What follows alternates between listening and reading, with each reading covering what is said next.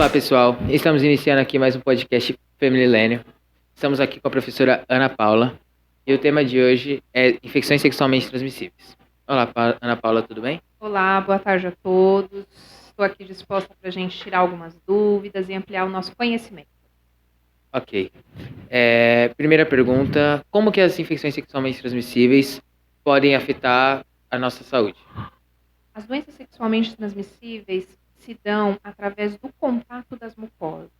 A partir desse contato, eu tenho uma porta de entrada direta para vários tipos de micro-organismos. Elas vão para a corrente sanguínea ou podem se alojar em algumas outras partes do nosso corpo. E elas começam a se reproduzir. Essa reprodução é intensa e muito rápida.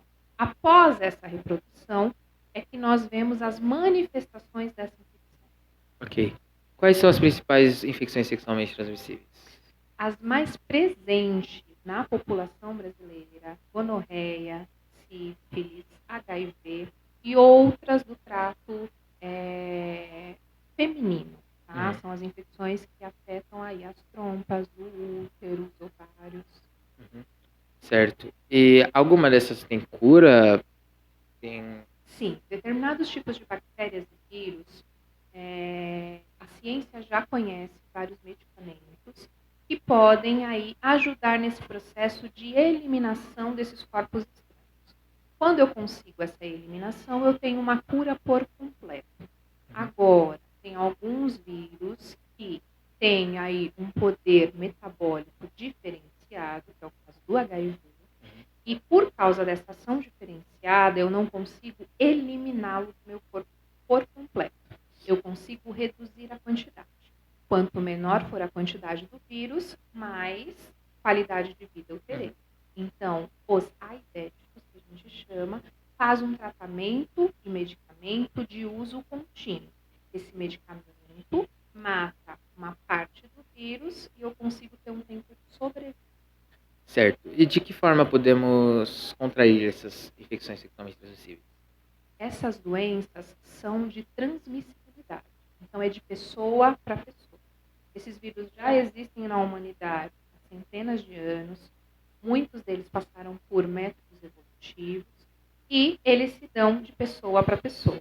Então, nesse contato, eu tenho vou adquirindo essas doenças, tá? Mas é necessário toque. Certo. Alguma dessas doenças são transmissíveis, são passadas de geração a geração, da mãe para o filho, para o bebê?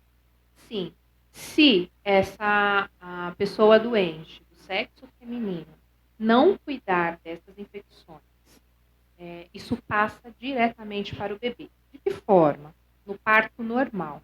Quando se rompe, tá, a bolsa para a liberação do bebê, nesse momento, o bebê tem um contato direto com a corrente sanguínea da mãe. E nesse momento, o vírus afeta a criança. Então, isso é possível. Não é genético. É transmitido no parto.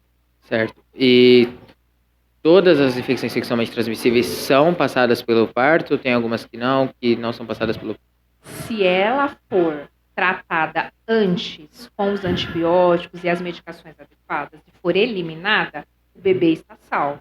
Se essa mãe não cuidou, aí transmite para o bebê, sim. Certo. Portadores dessas ISTs, por exemplo, HIV, podem doar sangue? Os portadores de HIV não são indicados para doação de sangue, tá? Então, não é uma indicação para esses tipos de pacientes. Certo. E você falou que podem ser passadas pelo contato. Quais são as formas de prevenir isso? De prevenir que passe as ISTs para frente? Eu sempre digo que o principal cuidado que a gente tem é olhar para mim mesmo e saber que eu sou a parte mais preciosa, a mais importante de tudo. Então eu devo, de fato, observar com quem eu estou, como eu estou. Então o cuidado comigo mesmo, que eu chamo de seletividade, é o principal ponto. Tá? Então eu tenho sim a liberdade de estar com quem eu desejo, porém eu devo observar com quem eu ando. A partir daí, no momento do ato sexual, o uso do preservativo. Uhum. E mesmo usando preservativo, tem algum perigo de, mesmo assim, passar a infecção ou é nula? O risco diminui assustadoramente. Porém, ainda tem sim um pequeno risco, dependendo do contato que você tem. Quando eu falo de região de mucosa, eu não falo só das genitais. Eu estou falando da boca, eu estou falando dos olhos. Então, existem outras formas de contato que têm uma transmissibilidade de poder menor, mas acontece. Certo, certo.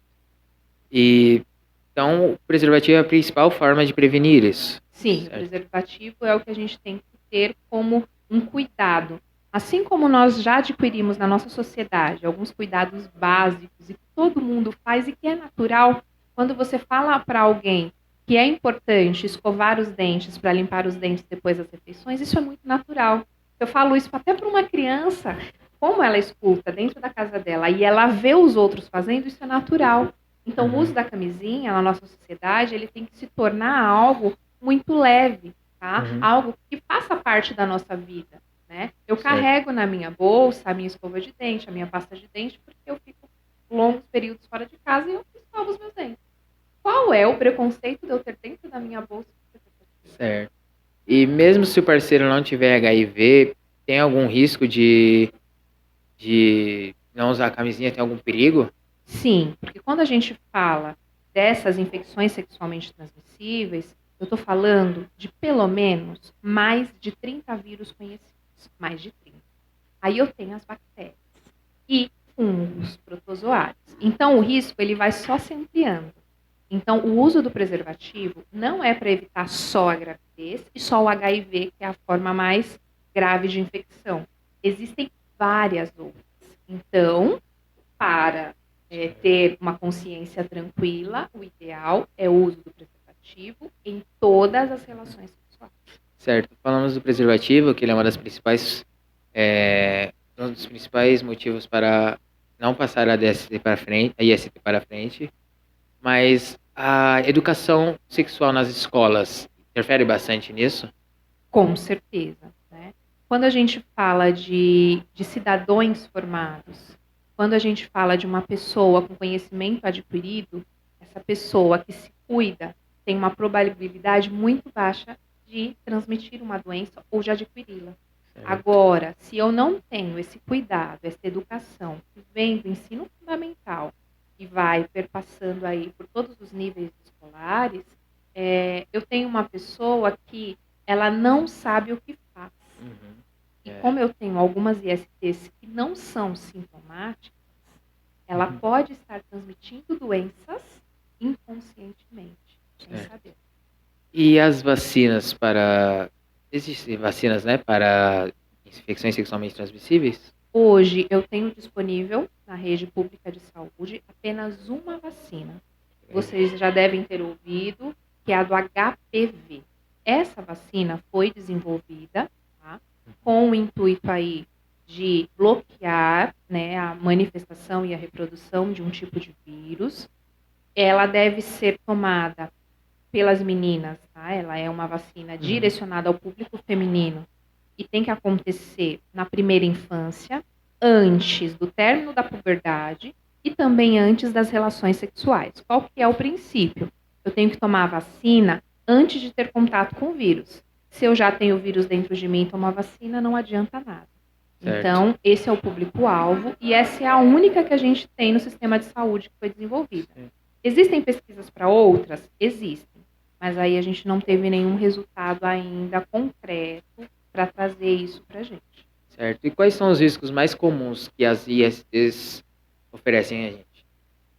O principal problema das ISTs é o desconforto, tá? Porque ela pode ter corrimento, ela pode ter dor, ela pode formar as feridas. É aí que complica, tá? Então, ela é claramente observada na superfície da pele da genital. E aí, quando isso começa, significa que a infecção já está avançada. Então, você já tem os sintomas dessa infecção. Como é uma área que fica mais escondida, a gente usa roupa, no calor fica muito abafado, todos esses fatores prejudicam ainda mais a infecção. Então, você fica mais vulnerável.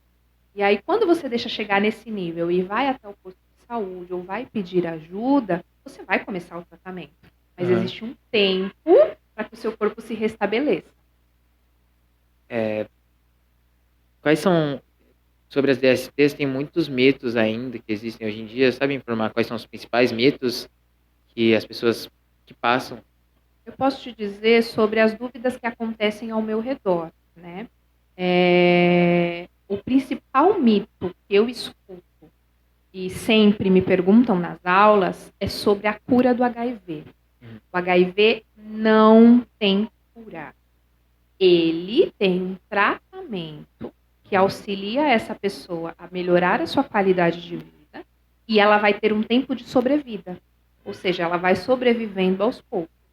Mas eu não tenho uma cura para ela. Esse é o principal mito que rola tanto nas redes sociais quanto na população. Sobre as redes sociais, você acha que as redes sociais têm influência grande sobre as ISTs, que, por exemplo, por informações que as pessoas deveriam divulgar mais? Sim, as redes sociais são uma fonte de informação muito valiosa e a gente precisa trabalhar esse tipo de assunto nelas. Só que trabalhar esse assunto de uma forma mais séria acaba afastando, principalmente os adolescentes. Então, a gente precisa usar esses meios para falar sobre isso e amplificar o conhecimento. E o que eu sempre digo, se você vai acompanhar as mídias, acompanhar qualquer tipo de informação, você tem que ir em busca do que é melhor. Eu gosto da música que é boa. Eu vejo o programa de comida que é bom. Então é sempre o melhor. Então por que quando a gente vai buscar informação na rede, a gente pega a primeira que aparece no Google? Você não procura o melhor, você não procura o especialista da área, você não procura o estudioso que está fazendo uma pesquisa sobre aquilo. Então é isso que a gente precisa melhorar na nossa sociedade. Certo. E sobre as ISTs, quais são os principais sintomas, assim, que os primeiros, na verdade, os primeiros sintomas que se aparecerem já temos que consultar o médico? Corrimento, tá? Então é esse líquido de formato de infecção que aparece sobre a pele. No caso das meninas na vagina, no caso dos meninos na cabeça do pênis. Então esse é um sintoma muito claro que precisa de ajuda. E, consequentemente, o princípio da dermatite. O que é isso? É a infecção da pele. E forma, sabe aquelas bolinhas vermelhas que a gente fica agoniado e começa a coçar? Aí vem as feridas. Então, esses dois são os principais pontos de atenção. E em caso de algum desses sintomas, quais medidas devemos tomar? A primeira medida é consultar um profissional adequado. Então, as meninas fazem uma consulta com o ginecologista, tá? Não precisa ter medo do ginecologista, ele vai te fazer as perguntas, você vai responder e ele vai conduzir aí a melhor forma. No caso dos meninos, é o urologista.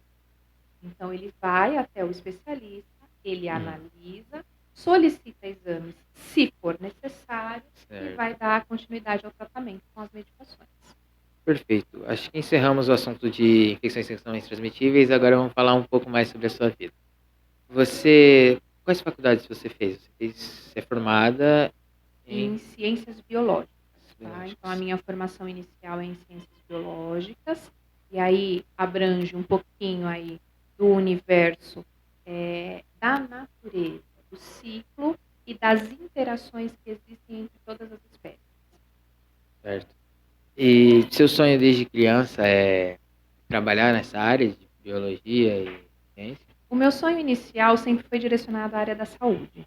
Só que a gente muda, né, ao longo dos anos e isso foi se adaptando. Eu não tinha condições financeiras da área de medicina, de fato. Então eu sabia que eu precisava fazer algo que falasse sobre o assunto. Então aí eu tive uma bolsa de estudos e tive a oportunidade dessas ciências biológicas. E eu sabia que depois eu poderia me aprofundar um pouco mais. E foi o que aconteceu. Depois do término da faculdade, eu fiz uma especialização que está direcionada à área de genética.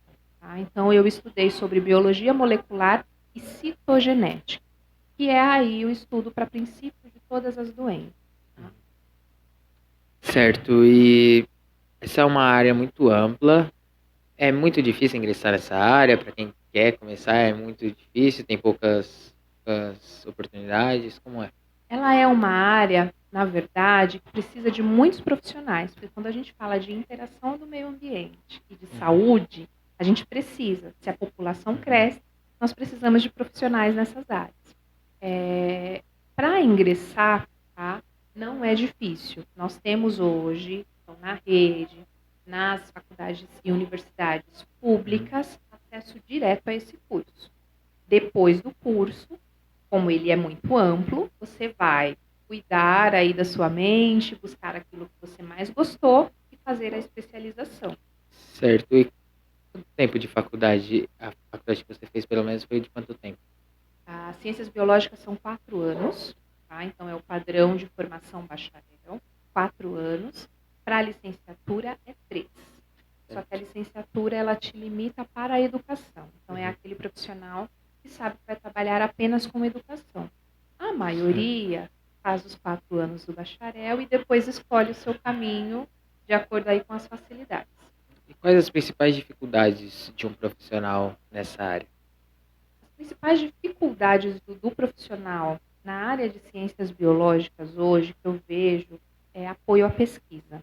Então, assim, na área de laboratório, de análises clínicas, na área da educação, tem bastante vaga, precisa de profissional, porque o público é grande. Quanto mais pessoas tem na sociedade, mais eu preciso de pessoas para atendê-las.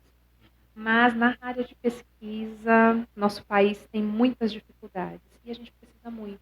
Como a gente acabou de falar, eu tenho uma vacina das ISTs.